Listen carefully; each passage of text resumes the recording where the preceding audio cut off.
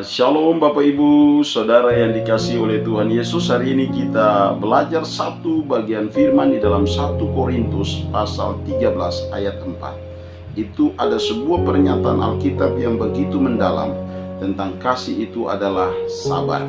Memang pada umumnya orang berbicara tentang kasih adalah ketika kita memberikan sesuatu kepada seseorang, itu adalah bagian daripada kasih. Tetapi ternyata kasih juga adalah sesuatu yang cukup dalam. Dia bicara soal sabar.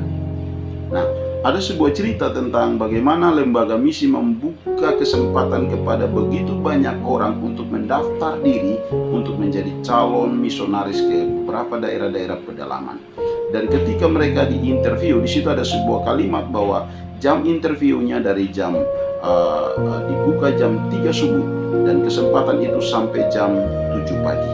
Dan ada banyak yang datang di jam-jam yang berbeda. Dan satu ketika ada seorang pemuda yang begitu konsisten, dia datang pada jam 3 subuh.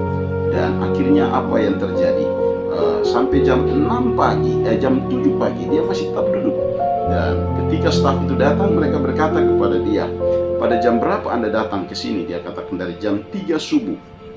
Dan akhirnya dia diterima dan dia tidak dilontarkan beberapa pertanyaan, tapi mereka mengatakan bahwa engkau memenuhi syarat dan engkau punya ekspektasi dalam hal itu karena engkau telah membuktikannya bukan dengan kata-kata, tapi engkau telah membuktikan dengan sikapmu.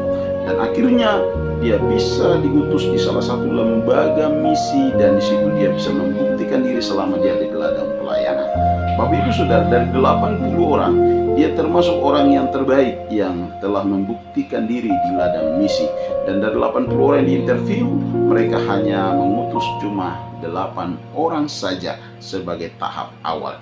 Dan dari 8 orang, yang pemuda terakhir tadi, dialah yang lebih berhasil dari sekian banyak yang lainnya. Karena apa? Kata-kata dengan sikap itu lebih kuat sikapnya. Makanya Bapak Ibu Saudara, sabar ini adalah sesuatu yang tidak bisa dipelajari, hanya bisa dimohon kepada Tuhan untuk Tuhan menganugerahkan itu kepada kita. Kita belajar untuk sabar, tetapi tanpa kita memohon kepada Tuhan tidak akan bisa. Sabar di sini juga kita bisa belajar dari Abraham. Abraham sabar menanti jawaban Tuhan. Dan itu tidak mudah, tetapi karena Abraham mendapat kekuatan daripada Allah, maka Abraham bisa juga mendapatkan jawaban melalui kesabarannya.